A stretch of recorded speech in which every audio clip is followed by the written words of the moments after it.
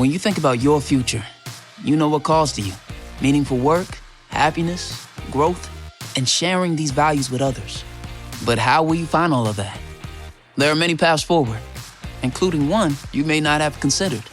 The military provides countless opportunities to pursue your calling, where you can be part of something bigger than yourself, while still being yourself and having the future you want. You have a calling, we have an answer. Learn more at todaysmilitary.com. Hello, this is Simon Brew. I'm the editor of Film Stories magazine, and a very warm welcome to the Film Stories podcast. I'm delighted for this episode of Film Stories to have brought the gravitas and voice of Morgan Freeman on, just to kind of undersell listening to film stories and just to try and give me a bit of a boost. Over to you, Morgan. Remember, keep it light. Now, I know that some of us have doubts about what we're about to do. We'd be less than human if we didn't. But the fate of the nation, perhaps the world, is in our hands. Oh, that'll do. Come with me. And I show you how deep the rabbit hole goes. In movies that had stories. That the story just sucks them in. This is just the beginning. Stories. We would be honored if you would join us. Hello and a very warm welcome to Film Stories with Simon Brew. I am Simon Brew, as always. That's all you need to know about me. The aim of the podcast, though, is given away by its title. I'm here to talk of the stories of films, and I tend to talk about development stories, production stories, marketing stories, release stories, all those ingredients, really, that go towards making the films that we know and sometimes love. Just that, the films that we know and sometimes love. The films I tend to cover on this podcast lean more towards the mainstream than anything else. They're films I'm interested in or invested in to some degree. I try really hard not to do snark. I try really hard not to punch down as well. This podcast is a celebration of cinema and a real appreciation that somehow, films manage to get made. Each regular episode of Film Stories, of which this is one, covers 2 movies, and I think that's all the preamble you need. One quick thing I will say is I will be starting adding just a couple of answers to questions to the end of this podcast. If people are interested, just get to me on Blue Sky or Twitter at Simon Brew and just pose your questions there, and I might get to one or two of them in a future episode. In the meantime, though, here's a clip from the trailer of the first of the 2 films I'm covering in this episode. Come to the story of it. The other side of this. Your town is being quarantined.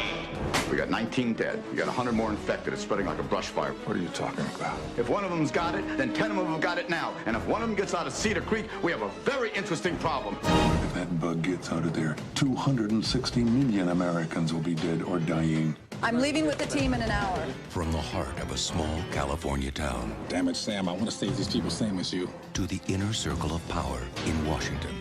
The most optimistic projection for the spread of the virus is this: 24 hours, 36 hours, 48 hours.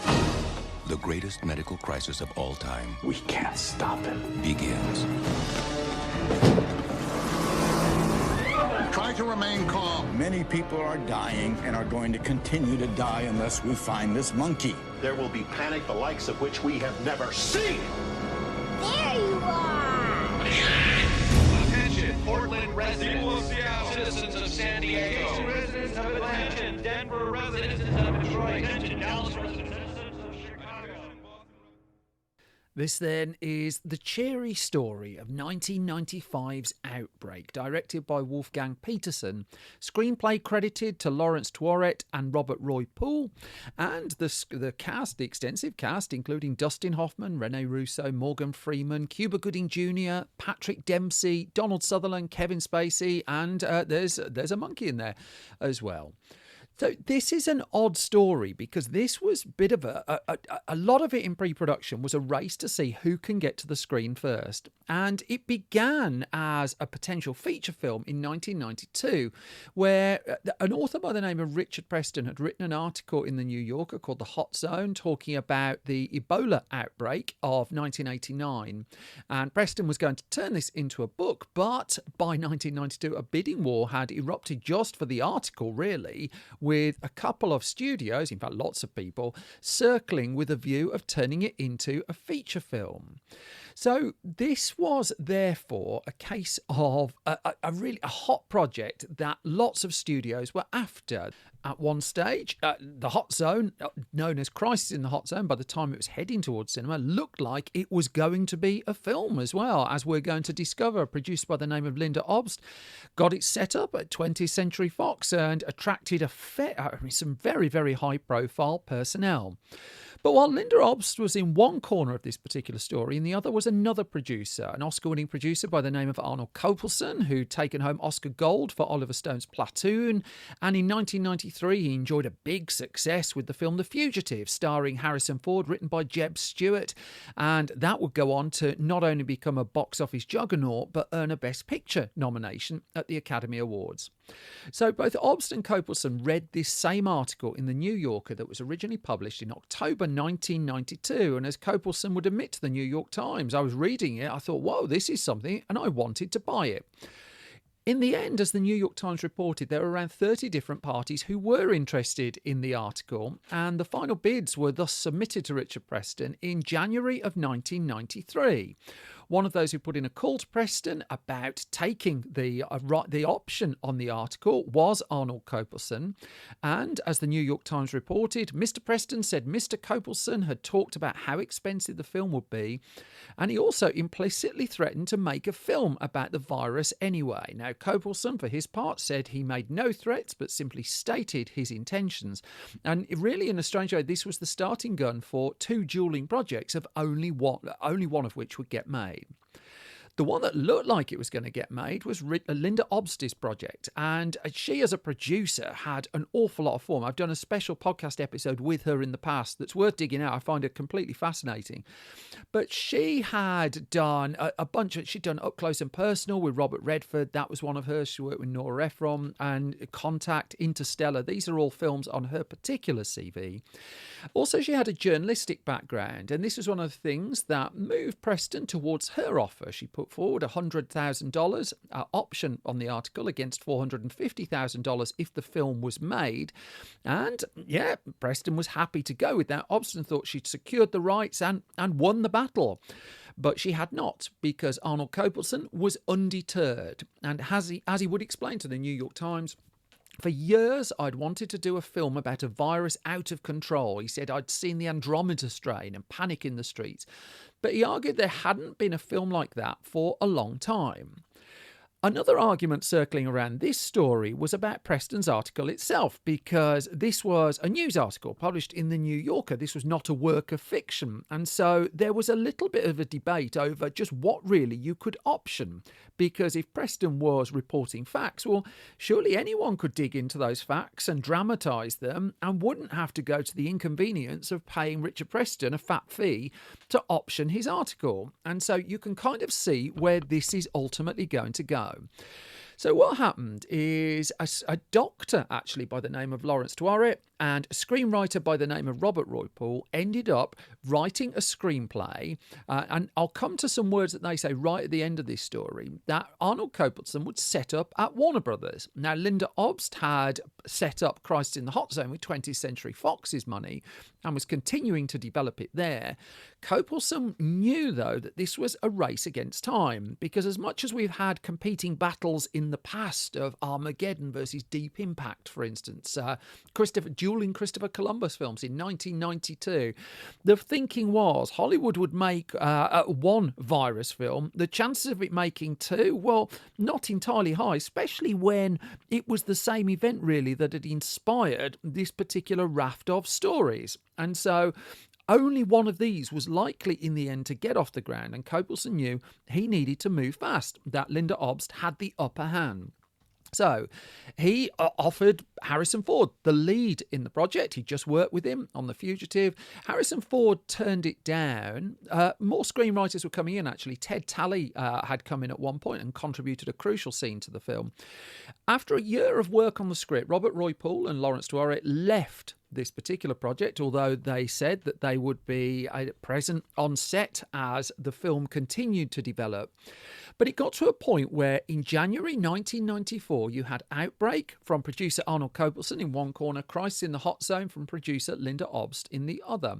And the scripts were at a point where they could go to market and try and attract directors. And both of them landed really high-profile commercial directors as well. Now, for Kopelson, he managed to get this to Wolfgang Petersen, the German director, the late German director behind the brilliant Das Boot, who just scored a big Hollywood hit with In the Line of Fire. His first Hollywood film, Shattered, a few years before, is actually well worth digging out. That one's sort of overlooked a little bit. Petersen would tell Entertainment Weekly that actually he got the Outbreak script and the Christ in the Hot Zone script on the same day. And he would say to Entertainment Weekly, they had a scene where they beat an orangutan to death. And he said, I'd never put anything like that in my movie. To which Preston would offer the dry reply in that article that Outbreak is, quote, like Curious George gets the Andromeda strain. Kopelson secured Wolfgang Petersen, and this was a big get. I mean, In the Line of Fire is a terrific film and had been a box office success as well. A rare non-Warner Brothers hit for Clint Eastwood, actually. He went from Unforgiven to In the Line of Fire and had a really quite spectacular 12 months off the back of it. And so, I mean, it was becoming clearer and clearer that both Warner Brothers and Fox wanted to avoid some degree of clash, that this wasn't actually going to be a meritocracy. There was going to be a case of who could actually get their film going. So in terms of casting, Kopelson, once he lost Harrison Ford, he put the phone calls in. Mel Gibson reportedly got a call, turned it down. Sylvester Stallone, that would have been interesting, reportedly got a call and turned it down. These days, wouldn't you love Jason Statham or Gerard Butler to have a go at it?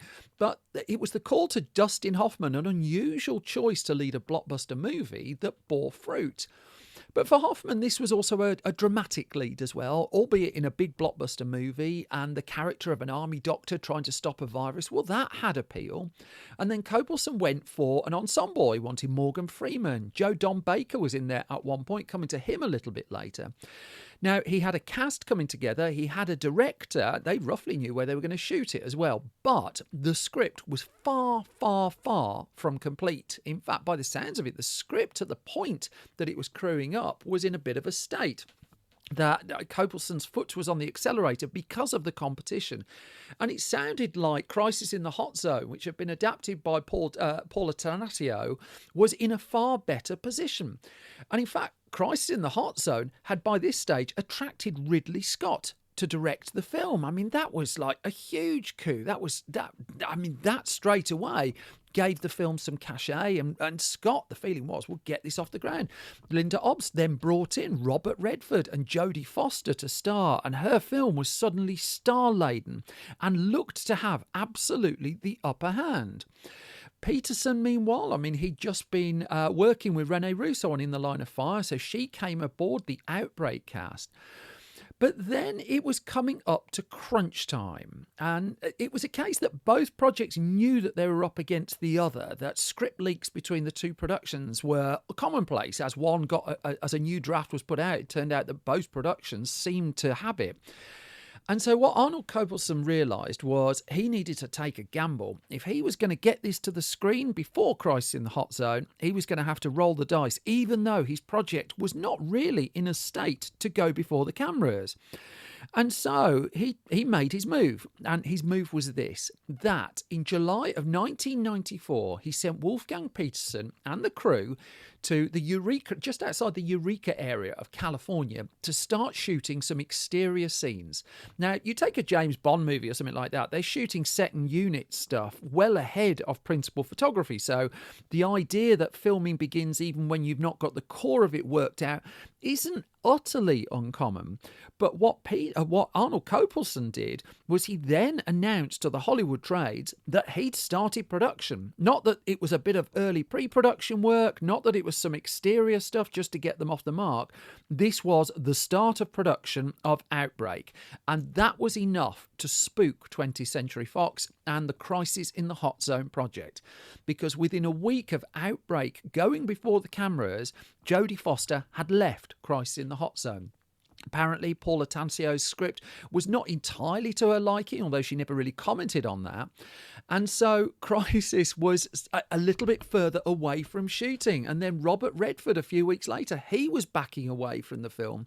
And so 20th Century Fox blinked and it shut the production down. It reasoned that it wasn't going to win this particular battle.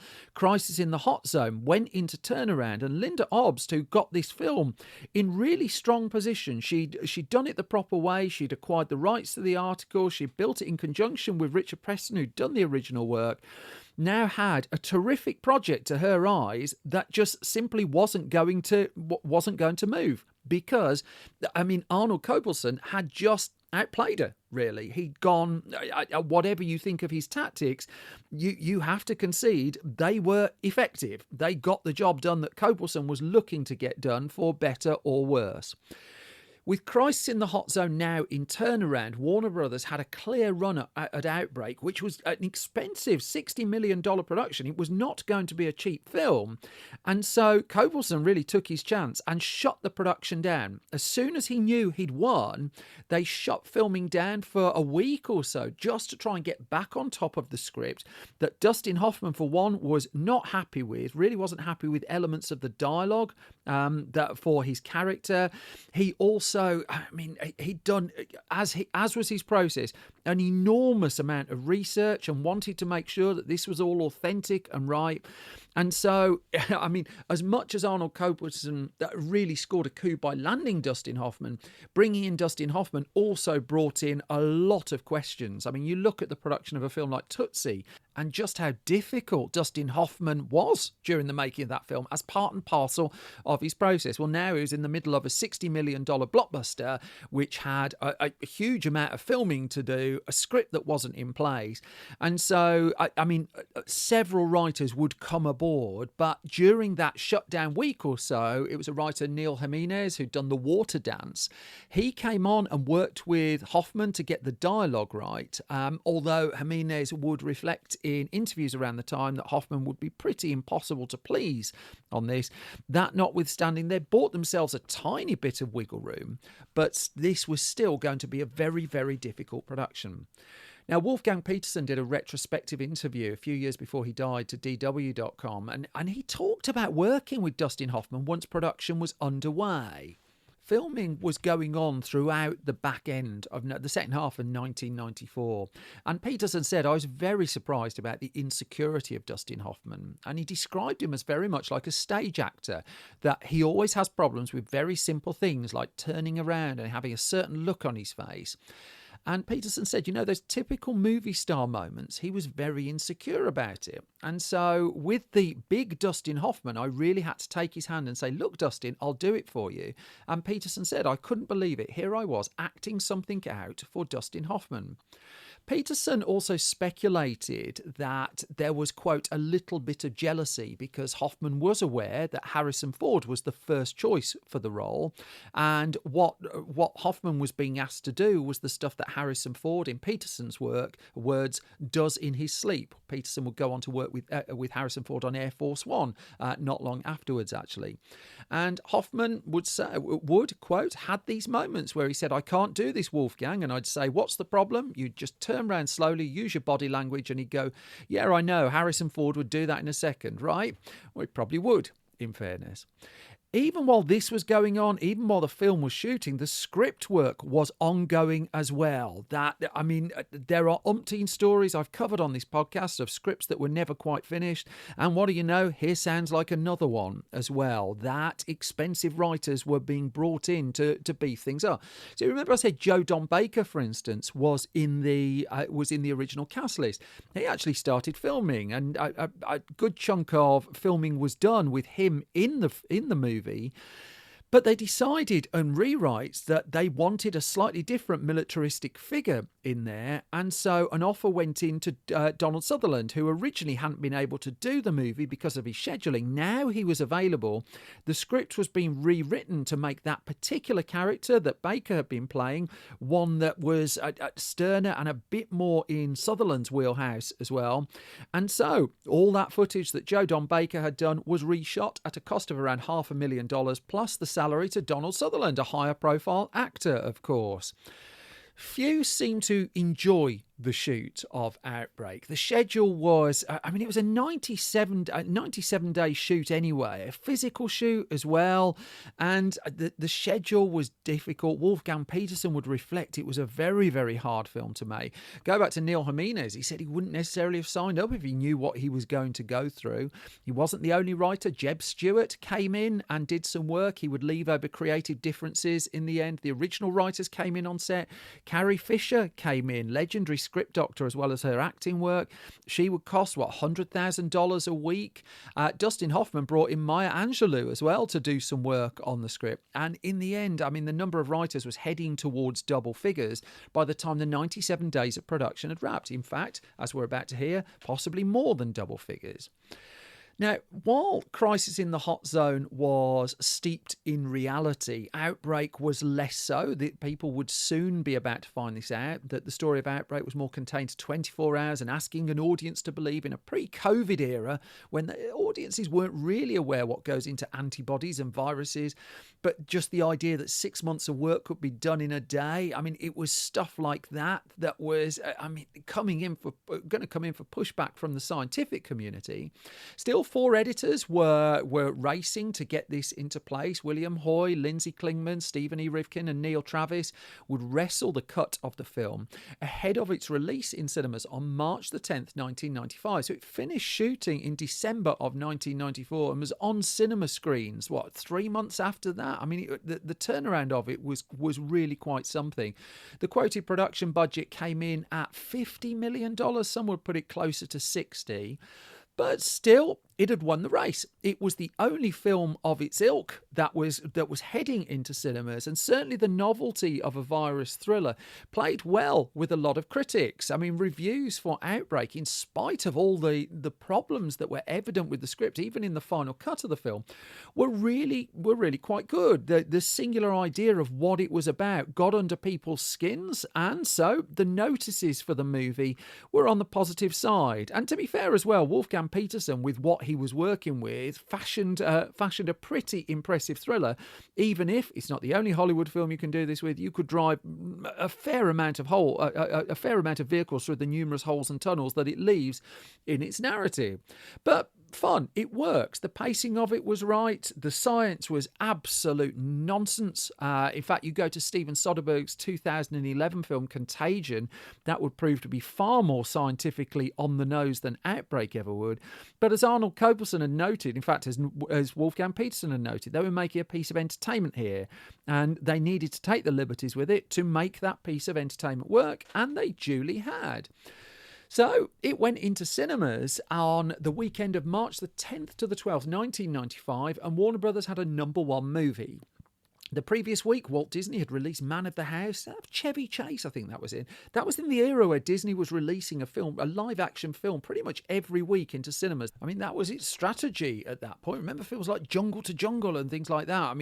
There was a movie coming along. If you didn't like that one, there'd be another one along pretty much before you know it. So Man of the House was in second place. The Brady Bunch movie was in third place. I love the Brady Bunch movie. Outbreak topped them all. It was #1 by some distance with 13.4 million. Man of the House 6.7 million. So if you go down the chart, you wouldn't say the competition was absolutely raging. Just Cause isn't Sean Connery's best thriller by a million miles. Another Disney movie, Roommates, was down in fifth. I never even heard of Roommates. Hideaway was in sixth. Pulp Fiction, 22 weeks on release, was in seventh. Forrest Gump could beat that, 36 weeks on release in 8th. This was Oscar season as well. Adam Sandler and Billy Madison in 9th. Legends of the Fall, the Oscar hope that didn't quite pan out, was down in 10th. Outbreak's word of mouth wasn't bad as well, and that's saying, that's some understatement, that the following week it just dropped 19.5% of its business. Now, generally, we talk now that if you've only lost 50-60% of your business in your second weekend, you're not doing too badly. 19% was a real result. It was up. Again, the competition was not massively strong. That Candyman Farewell to the Flesh opened the second week Outbreak was on release and didn't threaten to defenestrate it at all. Other new releases were Bye Bye Love and Losing Isaiah as well. And there's nothing really blockbustery. Major Pain Plane was then the week after that. That was the big release. Damon Wayans in that particular movie. Dolores Claiborne, the Stephen King adaptation, was out. Tall Tale was Disney's film the week after. Again, I mean, what was Tall Tale? I mean, crikey, I'm gonna have to do a lot more research on these. But there was Outbreak, number 1 for week 3, and in the end it was Chris Farley in Tommy Boy that knocked it off the top of the chart. But by then, I mean, Copelson had won its gamble, Warner Brothers had won its gamble, and Outbreak was going to hang around for a little while. It was Bad Boys followed the week after, along with a goofy movie. The really underrated Don Juan DeMarco as well. I was really charmed by that film when that came out. And so, I mean, the blockbusters would soon follow, but it would take a little while for them to turn up. And by the time Outbreak was done in American cinemas, there was $67 million in the bank. Thank you very much. And then, much like its subject matter, this threatened to travel the world. And in fact, the global box office added another $139 million. And Outbreak was a very tasty hit. $189.8 million went on to be a big hit on video as well. But it's the aftermath that really just kind of continued the story, not least in recent times as viruses have hit the headlines with some fervour. But even before we get to that, there was a little bit of afters on the difference between Outbreak and what Crisis in the Hot Zone would have been. Because as Linda Obst would reflect at the point where she's finally got Richard Preston's article adapted into a miniseries, The Hot Zone, she said of that time, we still had the better package and we had the better script, so we were moving as quickly as we could. But when you have Robert Redford and Ridley Scott, they can't agree necessarily on everything easily, and you need the time to get them all to come to the same conclusions. And while we were doing that, they started shooting monkey footage. Just monkey footage. It was known that Outbreak wasn't filming the key stuff, it was just in the background stuff, but it was enough to get the movie off the ground. Now, I did talk to Obst about this a couple of years ago, and I think it's worth just listening in her words to her recollection of that period. We had won the auction for the story in the New Yorker, Richard Preston. We both had conversations with Richard Preston, that producer, other producers, and myself, and I won. And then, regardless of the fact that he lost the auction for the material, he distributed the article to all his crew and his actors, and then ripped it off in the script, but a bad version of it. And then I had the best director and the best cast. So you always think, and this was a great lesson for me, that if you do everything right, you win. Yeah. But of course, it's Hollywood. Yeah. And that's just not true. And that was Linda Obst. Now, Arnold Copelson has slightly different recollections of it all. And in fact, Entertainment Weekly ran a couple of articles around the release of the film. The first explaining the story of the battle, and the second with a bit of a rebuttal from Outbreak screenwriter Robert Roy Poole. And I think this is quite interesting, just bringing this in, because what Robert Roy Poole argued was we did not rip off Richard Preston's Crisis in the Hot Zone, although he said Preston gained a lot of publicity by claiming we did. And he said we did write the entire original screenplay for Outbreak, notwithstanding embellishments by 3 subsequent writers, the cast and the director. And so Robert Roy Poole's version of events was that Warner Brothers asked him and his co-writer in November 1992 if they wanted to do an action suspense movie for them. And they've been talking about an action suspense movie with them for a little while, but it was in November 1992 that they centred in on that particular article. But the writer said it's the wrong source, because in the article nothing really happens, and in the end of that particular story, well, the finale is killing lots of monkeys, and they didn't really think that's a movie that was ever going to get made. And so instead they pitched an alternate version, a quarantine thriller that they said they'd been working on for over 15 years, and that was the pitch that Arnold Copelson went for. And so they said, we told Copelson, we told Warner Brothers we had no intention of using Preston's story, and that Preston didn't own the underlying subject matter. No one could.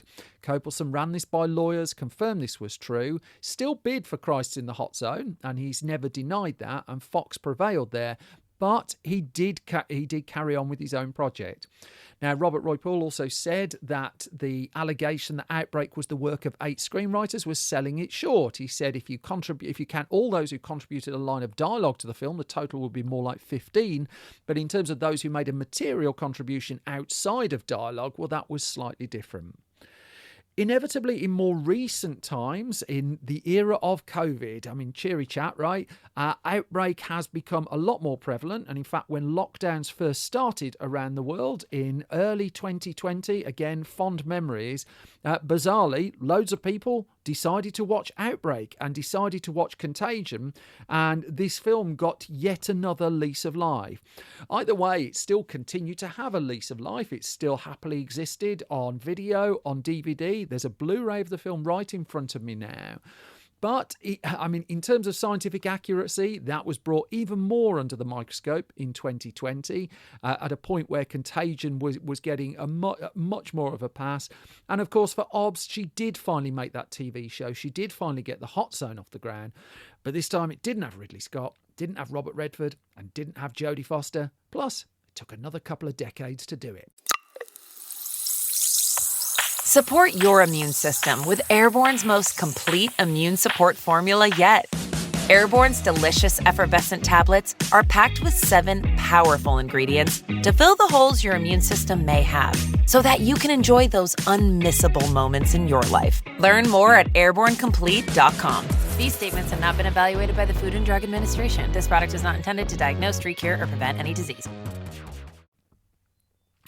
That brings me to the halfway point of this latest episode of Film Stories. As always, thank you so much for listening and thank you for your time. I'm just going to do a couple of notices before we get on to the second half. First of all, if you like this podcast and don't mind supporting it, it is an independent podcast. I'm not backed by a major media conglomerate who pays me millions and millions of pounds. Worse luck. What I am grateful for is any support that you can lend the podcast. You're already doing so by listening to it, and I'm hugely indebted to you for that. If you want to financially support what we're doing, and Film Stories is quite a big project that aims to give opportunity to people as well as doing what we're doing with our nerdy film stuff, then if you go to patreon.com/SimonBrew and put some money in the pot there, you get this podcast pretty much every week early. You certainly get it ad-free as well. You also find out what we're up to behind the scenes. And thank you to everyone who's supporting me over on Patreon. It is massively appreciated. Costing you absolutely zero is to leave, ideally, a hugely positive review at your podcast home of choice. That really, really helps with independent podcasts that don't have marketing budgets.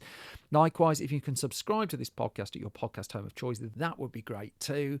And if you want to support our print magazines, you can find them all at store.filmstories.co.uk. I'm sure I'll plug those again at the end of this particular episode, but no harm in a bit of repetition, right?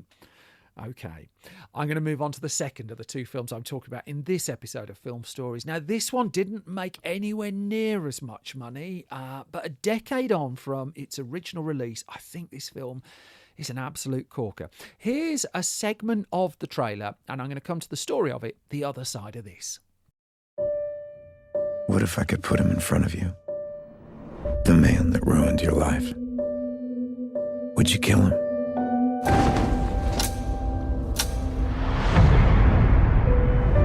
By the time you listen to this, 7 years will have passed. Here you are, at the beginning of your new life. It can be overwhelming, knowing the future. So what, you're a cop? I'm a temporal agent. We prevent crime before it takes place. What is it? It's a time machine. Don't ever exceed the jump limit. It can be problematic. If you ever want to stop the Fizzle Bomber, you'll never get another chance. Time, it catches up with us all.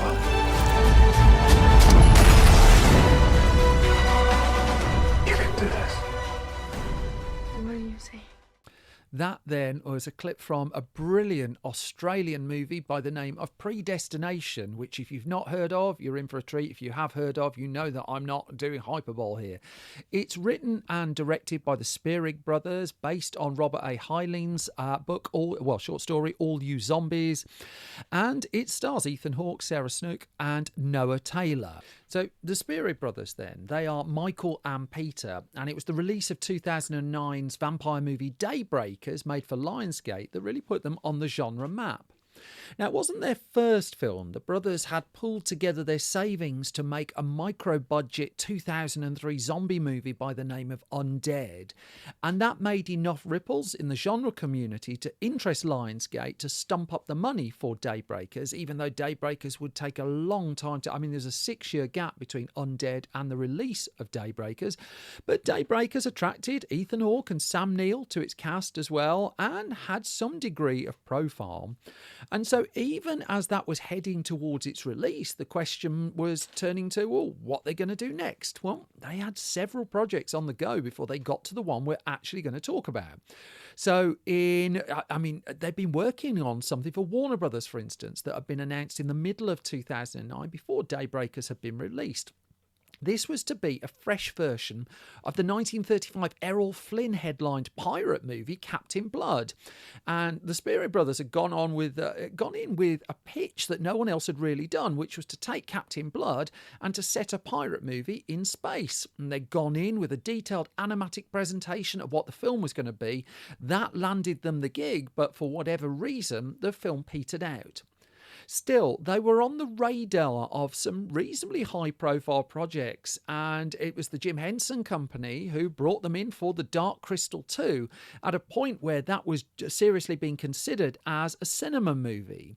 Now, eventually that film too was put on hold, and so they switched to something else, and in 2011, we're now 2 years after Daybreakers came out, off they went to Bolivia. There, they started doing some preparatory work on a true life survival story that was going by the name of Jungle. However, fortune was not on their side. The weather took hold, the financing fell apart, they couldn't really land their cast, and so Jungle never really got going. And I mean, to date, that film has not, to my knowledge, certainly that iteration, come to fruition.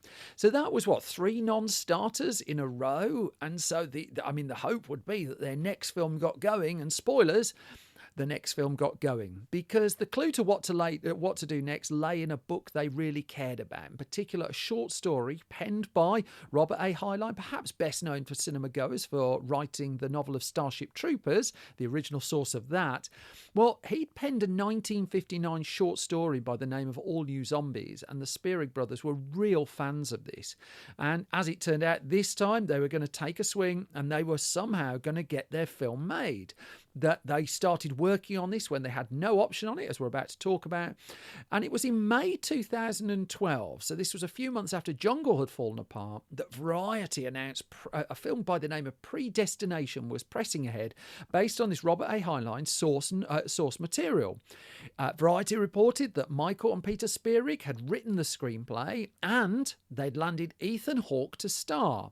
Now, because this was going to be a low-budget Australian production, there was a network of companies involved in bringing it together, and so Black Lab Entertainment and Wolfham Pictures were producing the film, and in came ArcLight Films to sell the rights for it around the world. ArcLight was in charge of international sales, and it was confident enough to take this into market, telling potential investors that the shoot was going to take place in Australia. And as per the announcement that ArcLight put out around that time, this is such fantastic talent. There's such fantastic talent coming out of Australia right now, and we're thrilled to be working with Michael and Peter, who are really at the forefront of this. With the Spierig brothers at the helm, Ethan Hawke delving into one of his best play genres, Predestination is sure to be ideal for the marketplace, they trumpeted. Now, the Spierig brothers knew that the story they were adapting was called All You Zombies, but they said in a statement, no, it's not a zombie flick. They wanted to get this across early. They said, this is one of our favourite short stories. For the simple fact that we can confidently say, they told The Wrap, this is unlike anything you've ever read before. Truly original. And so, as I hinted, they'd been so taken with this short story that they got to work on a film version of it before they knew that they could have the rights to it. That, as Michael would say to the AU review, said, Peter reminded me of a short story he read, and it was one he really believed in. And he just said, we made a fatal error in that we started adapting Robert A. Heinlein's short story before we had the rights to it. And so they were penning the screenplay after having 3 films simply not come together, not even knowing if they were going to get the permission of the Robert A. Heinlein estate to make the movie in the first place. I mean, this was something of a gamble.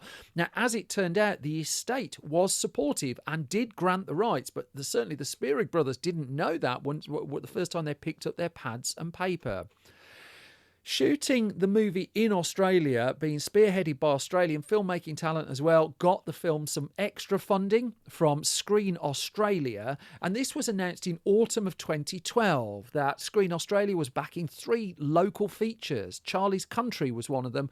Wolf Creek 2 was another. The original Wolf Creek, that's a cheery film as well. And here was Predestination. And one of the reasons Predestination, there was confidence in it, was the presence of Ethan Hawke, who signed up fairly early on in the process. Now, as he would describe to The Guardian here in the UK on the eve of its release, I love science fiction that's not oriented around action or effects. And he said whether it's Robert Heinlein, Kurt Vonnegut, Philip K. Dick, H.G. Wells or whoever, he said that kind of mind-bendy science fiction where you can really attack themes in a new way. And when I read Predestination, it was like, what does that say? What the cluck did I just read? So, obviously, the Spierig brothers had a relationship with Ethan Hawke off the back of Daybreakers, and they got the script to him. And when he said yes, this was a turning point, because Ethan Hawke is a name.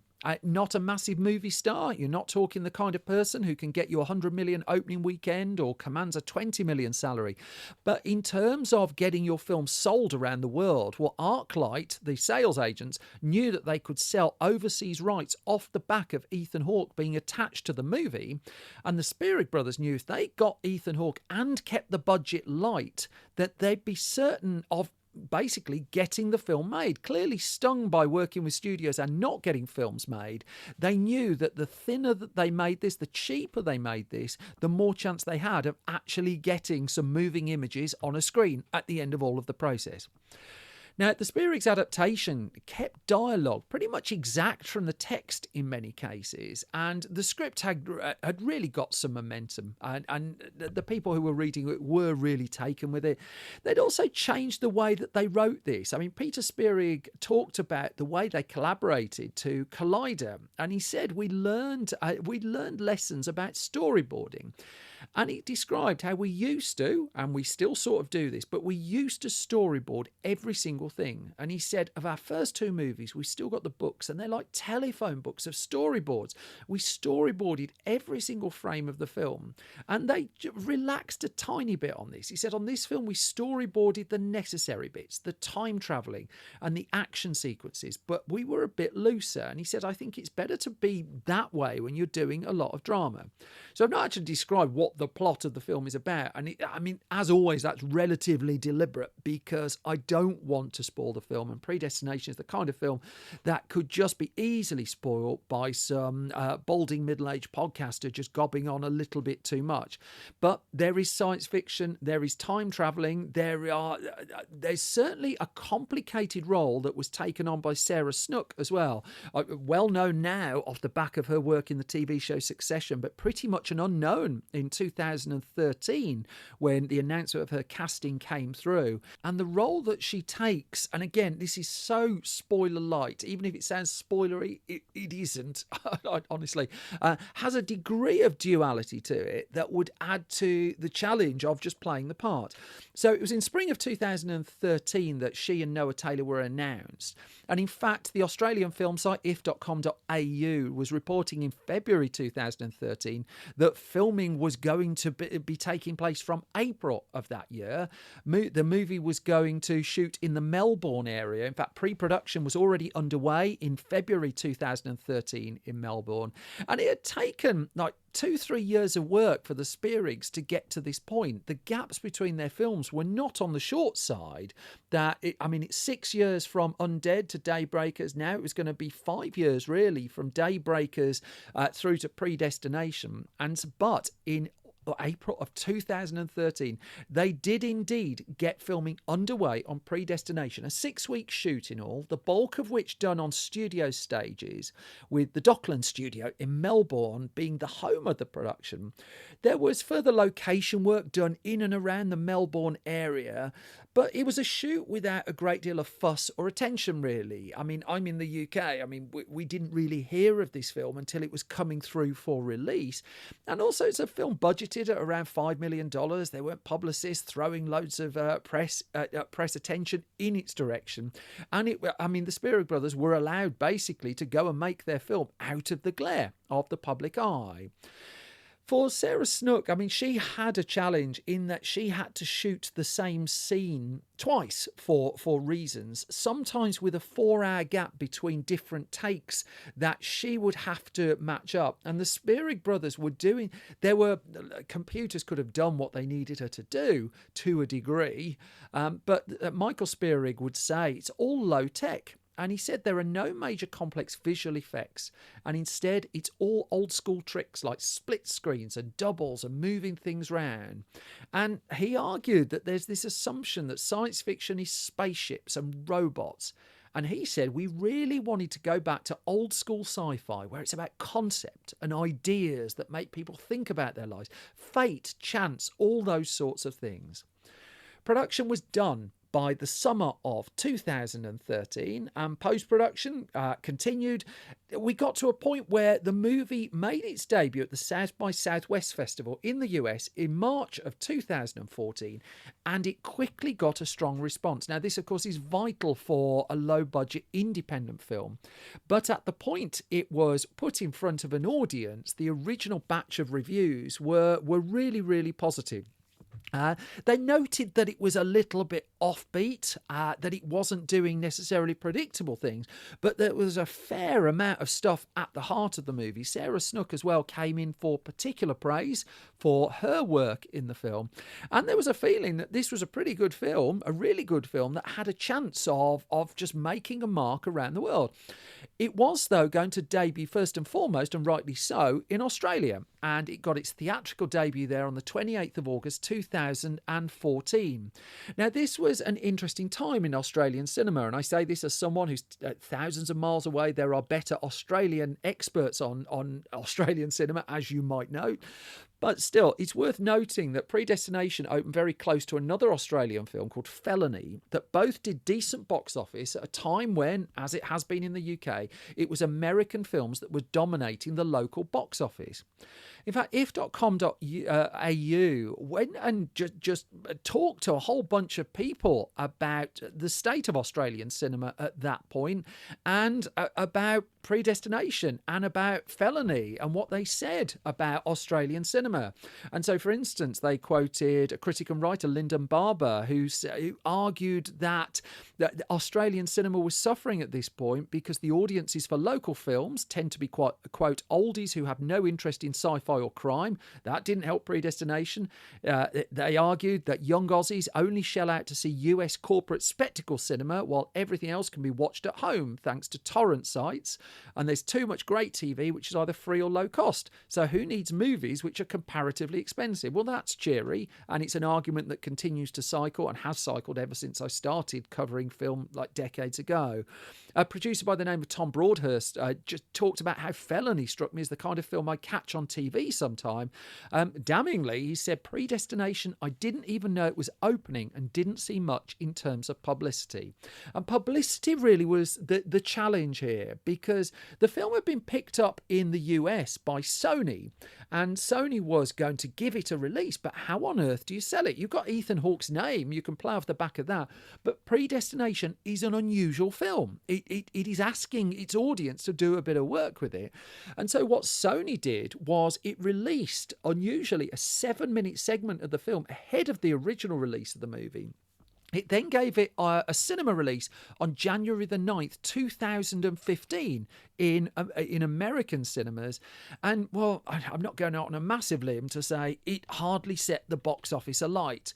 If you look for, it opened it on, I think 20 screens in the US. It opened in 45th place. It put it through Vertical Entertainment in the end, actually, for $44,028 it got across those 20 screens. The big opener that weekend was Taken 3, and by God, whatever you think of the Taken films, Taken 3 is not the peak of them. And there was a lot of holdover Christmas blockbusters at the top end of the chart. The Oscar stuff was coming in, so you got movies like Selma and Into the Woods, The Hobbit, The Battle of the Five Armies, Unbroken, The Imitation Game, Night at the Museum 3, Annie, The Woman in Black 2, and The Hunger Games Mockingjay Part 1. They're all at the top of the chart. Predestination was never, ever, ever going to trouble the top of the chart, and duly didn't. It was down to 74th place in its second week of release, and it was fairly quickly out of American cinemas with $68,372 to its name. It added $4.7 million outside of the US, worldwide gross in cinemas of $4.8 million. But of course, films like this don't make their money on the big screen. An independent film selling overseas rights and going on to streaming and video on demand now would be the way to do it. Look at the way Signature Entertainment distributed the film in the UK, though. So this was in early 2015 as well, and Signature is quite savvy about its release strategy at this point, in that it would use the cinema release to get it a weekend and get it publicity and get the film onto video on demand really, really quickly. Now, this wasn't being done. It's fairly commonplace now that films go from the big screen to streaming very quickly, but this was not being done particularly frequently at this stage, and Signature was making quite a killing off the back of it. So it gave it an interview, because it had a cinema release. It would give it a promotional push, and people would pick up interviews. And Ethan Hawke was out there doing press. The Spierig brothers were doing press, and so it barely scratched the box office, but did a little bit of work on video on demand and has continued to do so. The Spierig brothers were still a bit disappointed with the way that, particularly in America, the film was released. They reflected on this to the AU review, and they just said, unfortunately, Predestination didn't get the release we wanted in the US. And they argued, I think they just couldn't understand it. And the problem with a movie like this, and we knew from the get-go, that it will test somewhere in the middle. As soon as you put a test screening on, it's not going to get terrible scores. It's not going to get great scores off audiences. And they reflected how it was Peter Spierig who said we'd have focus groups come in and we'd sit behind them. And that's generally a miserable experience. And he said we'd hear the positives and the negatives. And someone would say it's completely original. And then another would say it's completely unoriginal. And as Peter Spierig argued, what on earth do you do with that? Still, this is a case of where word of mouth has done a bit of heavy lifting for the film, because Ethan Hawke talks about how it's the film in his catalogue, of his back catalogue of work, that he's most asked about when he's travelling the world promoting his other movies. The Spierigs, I think, as well, are conscious of the fact that Predestination is talked about more and more and more and more. And as much as many people have had to find it as, unfortunately, really, as something of a hidden gem, the fact is more and more people are finding it. And one of the reasons I wanted to cover it on this podcast as well is so that more and more people might find it, because A, it's an interesting story of how really from the jaws of several defeats the Spierigs snatched this victory. B, it's also the kind of film that benefits from having a light shone on it, and if you like it, by God, please pass it forward. Unfortunately for the Spierigs, development hell would soon ensnare them again on their next film, because they were said to be working on a movie called Winchester straight after that, which was about the Winchester house mystery in San Jose. And that also just kind of petered out after a period of time. And while it would get made, it wouldn't end up being their next project, because instead they landed one of the Saw films, 2017's Jigsaw. And this was a complete turnaround for the way that they're usually working. First of all, it's a script by someone else, Josh Stolberg, and Peter Goldfinger wrote that one. But the Spierigs had very little preparation time. They came on the project very late. They turned the film round very, very, very quickly. And when you consider that it had taken years to get Predestination made, years to get Daybreakers made, years to get Undead made, here they were in the unusual position of just getting a film turned around in double quick time. And then Winchester came together the year after, in 2018. At the point this podcast is being recorded, their next film, I couldn't tell you what it is. That we're back in some degree of development hell on something, and hopefully they make another movie soon. I do want to note that Predestination did pick up a couple of awards as well, a couple of award nominations just off the back. I think the Toronto After Dark Festival gave it a prize, and it's genre stuff really that it picked up. It picked up some of its award notices. I would also say as well, just to reiterate, this is a really, really good film. Well worth seeking out. Joyously, for those of us at a certain age, it's under 100 minutes as well. And bluntly, no wonder Ethan Hawke keeps getting asked about it. I'd ask him. And that brings me to the end of this latest episode of Film Stories. As always, thank you so much for listening and thank you for your time. If I've not bored you completely, you can find more from me on Twitter and Blue Sky at Simon Brew. You can find the Film Stories Project there at Film Stories. We're also on Threads and Instagram, Film Stories Magazine UK, I think it is there. We're on YouTube, youtube.com/Film Stories, facebook.com/Film Stories Online. On the YouTube channel, I am putting more and more of these podcasts if you want to listen to them there and leave likes and whatever happened. Like and subscribe, that's what you're supposed to say, isn't it? Yeah, do all that. That's much appreciated. Thank you. Store.filmstories.co.uk is our online shop where you can find over 50 of our print magazines and our remaining 2 Blu-rays that are in stock. Our UK Blu-rays of No Way Out and Bull Durham are for sale there. And then if you go to filmstories.co.uk, that is our entertainment website. It's updated every weekday with movie news, features, reviews, TV as well, games. And what we're trying to do is a clickbait-free website that's not written by AI or anything like that, which things like Google hate, so it relies on word of mouth. But someone's got to try doing a site like this, and damn it, we're trying to do it. We're getting somewhere with it, but every bit of support is hugely appreciated. One more thing as well, if you'd like to advertise on this podcast, and thank you, or advertising Film Stories magazine or support us beyond Patreon, and maybe you're insanely rich, I don't know, drop me a note, simon@filmstories.co.uk. I'd be glad to take money off you. Most important thing, as always, is you all take care. You all look after yourselves. I will be back soon with another bunch of film stories. Until then, look after your health, look after yourselves, watch some movies, and thanks for listening. Bye-bye.